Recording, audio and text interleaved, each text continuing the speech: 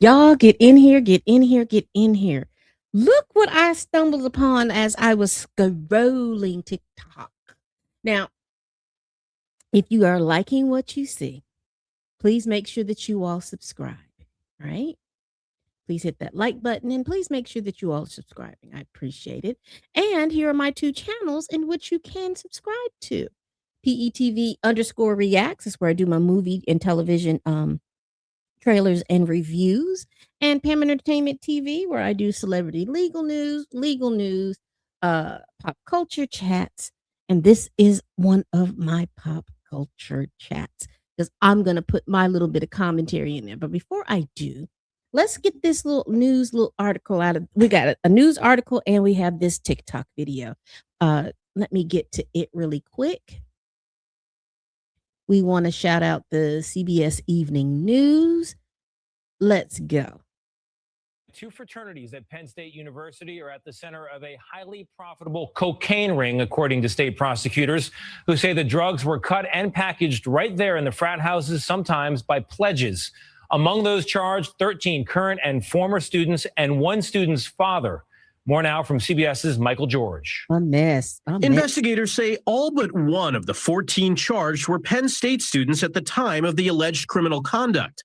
Pennsylvania's Attorney General Dave Sunday says the drug operation was run inside two fraternity houses in 2023 and 2024. Cocaine was primarily packaged at the fraternity houses. And in fact, we found a pattern of events that showed cutting and bagging cocaine was, for some pledges, an indoctrination into the Delta Upsilon and Sigma Chi fraternities. Authorities say the two main dealers were senior members of the fraternities. Agostino Abatiello was at the very top of the chain. Thomas Robinson was a rung below that on the ladder. According to the criminal complaint, the drugs were sold at parties and other college social events. Agostino, who do you know? Where are you getting these things from? Because they said that you the kingpin, boo. They say that you're the king. One defendant is accused of buying more than 5 pounds of cocaine in a 9-month period. 6 defendants are facing felony charges. 8 others are charged with misdemeanors.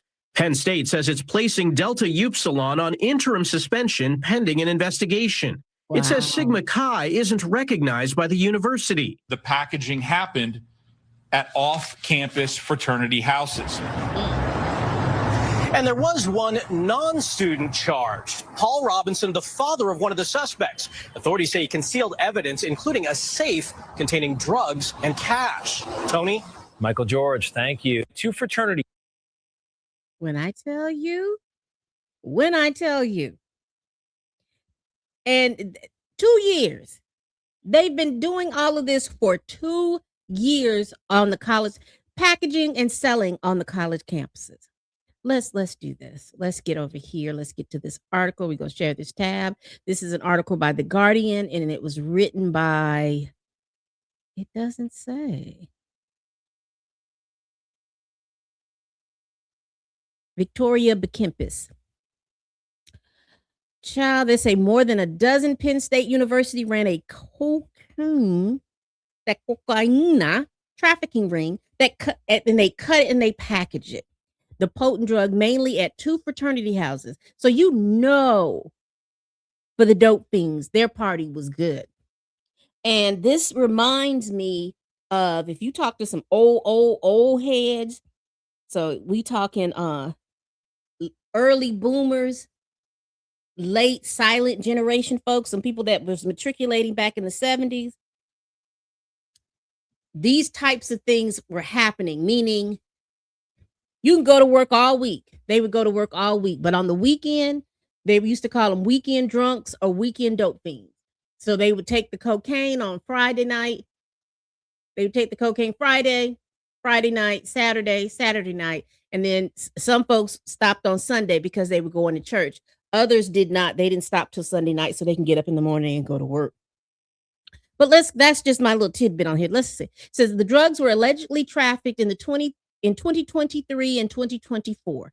13 of the defendants charged in the case were students during that time frame. And of those, Sunday after 4 are still enrolled at Penn State. Well, not anymore.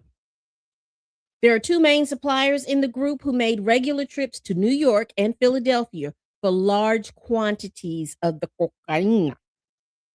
The agency said. Prosecutors said that the 4 defendants face charges involving felony, corrupt organizations, conspiracy, dealing in proceeds of unlawful activity, and related.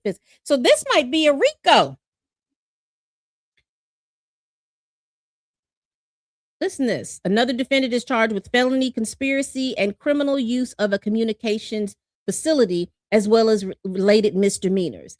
8 other student-age defendants face misdemeanor counts of paraphernalia and possession. And this is where I get pissed off. But he got caught. But how many times do we know that there are parents that try to cover for their children? Dwight T. parents trying to cover for their children. But he got caught, thankfully. They said this was a coordinated and highly profitable. But you notice they're not telling you how much they think that they made. And why didn't we see the drugs strewn across the table? Why were there no perp walks? Because even in this article, they don't have the pictures because that was the reason why I did the TikTok, because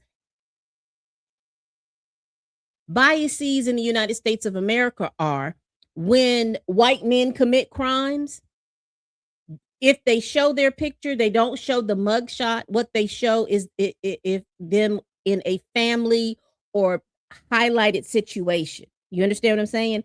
You'll have people who would have annihilated their families, and they'll show you with that same family. But if it would be a Black American, or if it would be a Black American, you would see their mugshot, because the bias has to say, because they say that you're innocent until proven guilty. But when you show somebody's mugshot, the bias is they're already they're criminals. So you're guilty until it's proven that you're innocent type situation. But yeah, I wanted to come with you all with this, because when I saw this, I just got the biggest key. I was like, look at this over at Penn State. Now they said that one of the fraternity houses was not recognized by the college. And if I'm not mistaken, I think that's the fraternity house that got put down for hazing.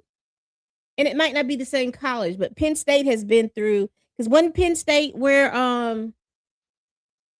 they had that child essay problem with the football Petrino and his assistant Sandberg, whatever that man's name was, that's up under the jail right now.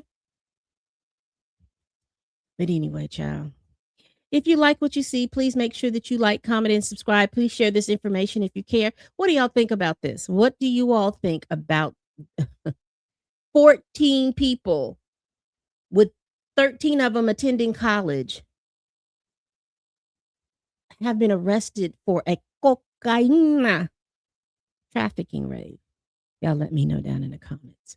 All right, people, please tell a friend, tell a kin, tell a coworker, tell that heifer that you can't stand that I'm over here making these videos. And as always, people,